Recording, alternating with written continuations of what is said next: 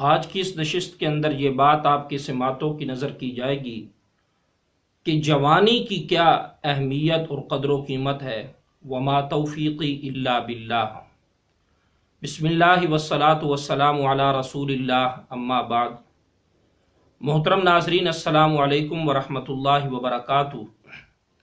اللہ تبارک و تعالی نے انسان کو اس دنیا کے اندر جتنی نعمتیں عطا کی ہیں ان میں سے ایک بڑی نعمت انسان کو اللہ تبارک و تعالی نے زندگی والی بھی عطا کی ہے۔ پھر یہ انسان کی زندگی مختلف ادوار سے گزرتے ہوئے اپنی آخری دہلیز تک جا پہنچتی ہے۔ کبھی انسان کی زندگی کے اندر بچپن ہے، کبھی لڑکپن ہے، کبھی جوانی ہے، کبھی بڑھاپا ہے۔ تو میرے محترم ناظرین، ان تمام ادوار میں سے ایک قیمتی دور جو انسانی زندگی کا ہے وہ انسان کی جوانی کا دور ہے۔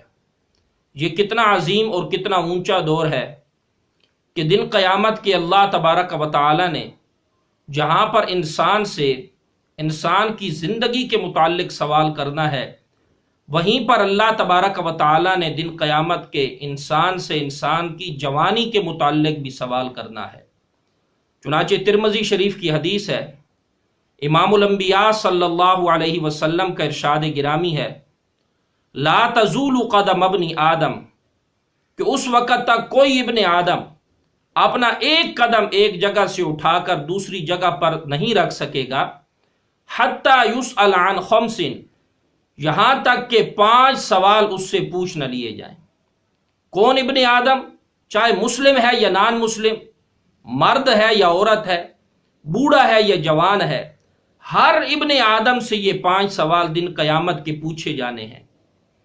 وہ کون سے 5 سوال ہیں؟ امام الانبیاء صلی اللہ علیہ وسلم ارشاد فرماتے ہیں، ان 5 سوالوں میں سے پہلا سوال عن عمرہ، انسان سے اس کی عمر کے متعلق سوال کیا جائے گا، زندگی کے متعلق پوچھا جائے گا کہ تو نے دنیا کے اندر اپنی زندگی کیسی بسر کی، اسے کہاں پر کھپایا، کہاں پر لگایا۔ اور دوسرا سوال جو انسان سے دن قیامت کے ہونا ہے، عن شبابہ، وہ انسان کی جوانی کے متعلق سوال ہونا ہے۔ اللہ فرمائیں گے کہ میں نے دنیا کے اندر تجھے جوانی والی نعمت عطا کی تھی، اب زندگی کے اندر جوانی بھی آ گئی، لیکن اس کی اہمیت بتلانے کے لیے الگ طور پر جوانی کا ذکر کیا کہ اس یوتھ، اس جوانی کے متعلق بھی اللہ تبارک و تعالی نے انسان سے سوال کرنا ہے کہ اس جوانی کو تو نے کہاں پر کھپایا تھا۔ اور تیسرا بڑا سوال جو دن قیامت کے انسان سے ہونا ہے وہ انسان کے مال کے متعلق ہونا ہے کہ اے میرے بندے، تو نے مال کمایا کہاں سے تھا۔ اور چوتھا سوال کہ اس مال کو خرچ کہاں پر کیا تھا۔ آج انسان دنیا کے اندر اس مستی کے اندر مگن ہے، اور پنجابی کے اندر یہ بول بولا جاتا ہے، کھا دیا پیتیا ایلی علی کیتیا۔ لہٰذا انسان کو دنیا میں سوچنا چاہیے کہ میں مال کما کہاں سے رہا ہوں اور اسے خرچ کہاں پہ کر رہا ہوں۔ آج دنیا کے اندر ہر انسان مال کی تگ و دو کے اندر لگا ہوا ہے، میرا مال بڑھ جائے، پیسے کی فراوانی ہو جائے، اور اسی تگ و دو کے اندر انسان اپنی زندگی کو کھپا رہا ہے۔ لیکن یاد رکھیے میرے دوستو، اس بات کو سوچ کر مال کمانا کہ میں کہاں سے کما رہا ہوں اور کہاں پہ لگا رہا ہوں، یہ سوچنا چاہیے انسان کو، وگرنہ دن قیامت کے انسان کو ندامت اور افسوس کے سوا کچھ حاصل نہیں ہوگا۔ چنانچہ ترمذی شریف ہی کے اندر ایک اور حدیث پاک موجود ہے جس کے راوی حضرت سیدنا عبداللہ ابن مسعود رضی اللہ تعالی عنہ ہیں۔ ان سے روایت ہے کہ امام الانبیاء صلی اللہ علیہ وسلم نے ایک مرتبہ ارشاد فرمایا کہ اللہ تبارک و تعالی سے حیا کرو۔ جو حاضرین تھے انہوں نے عرض کیا، یا رسول اللہ، الحمدللہ ہم اللہ تبارک و تعالی سے حیا کرتے ہیں۔ اللہ کے نبی صلی اللہ علیہ وسلم نے ارشاد فرمایا، اللہ کریم سے ویسے حیا کرو جس طرح کہ اللہ تبارک و تعالی سے حیا کرنے کا حق ہے۔ پھر نبی کریم صلی اللہ علیہ وسلم ارشاد فرماتے ہیں کہ اپنے سر اور سر کے اندر جو افکار ہیں، جو خیالات ہیں، ان کی نگہداشت کرو۔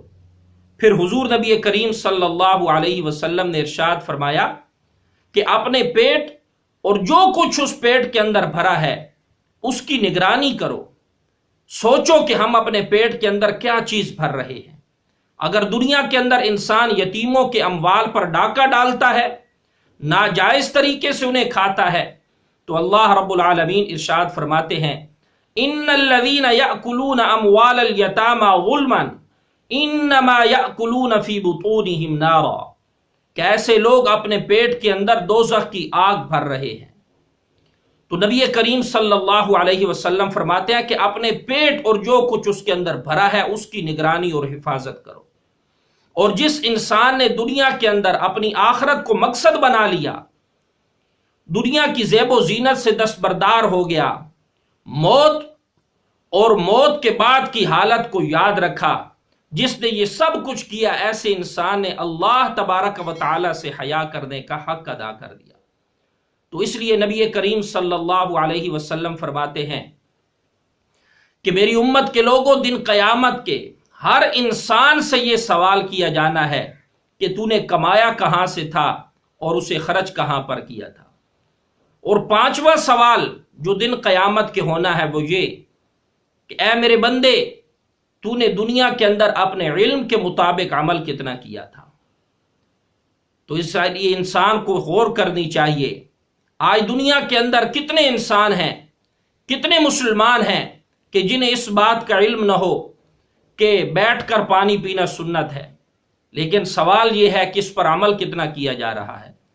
آج کتنے مسلمان ہیں کہ جنہیں اس بات کا علم نہ ہو کہ 5 وقت کی نماز وقت پر ادا کرنا یہ فرض ہے، لیکن کتنے مسلمان ہیں جو نماز کو ترک کیے بیٹھے ہیں. ہر مسلمان اس بات کو جانتا ہے کہ مشکلات حل کرنے والی غائبانہ شور و پکار کے لائق ذات وہ صرف اور صرف اللہ تبارک و تعالی کی ہے. لیکن سوال یہ ہے کہ آج مشکل حالات کے اندر اللہ تبارک و تعالی کی کتنی شور و پکار کی جاتی ہے، اس کے اللہ رب العالمین سے کتنا دعاؤں کا اہتمام کیا جاتا ہے. تو سردست جو بات میں عرض کرنا چاہتا ہوں وہ یہ کہ انسان کی جوانی ایک ایسی عظیم نعمت ہے اللہ تبارک و تعالی کی طرف سے ملنے والی کہ دن قیامت کے اللہ رب العالمین نے اپنے بندے سے پوچھنا ہے، میرے بندے میں نے تجھے جوانی کی نعمت عطا کی تھی، اس جوانی کو تو نے کہاں پر خرچ کیا. تو اس لیے ہر نوجوان کو چاہیے کہ وہ اپنی جوانی کو فضولیات کے اندر ضائع نہ کرے بلکہ اسے قیمتی بنانے کی فکر کرے. اللہ سے دعا ہے کہ اللہ کریم عمل کی توفیق عطا فرمائے، اور یہ میسج اور پیغام اسے آپ زیادہ سے زیادہ آگے شیئر کریں. وما علینا الا البلاغ المبین.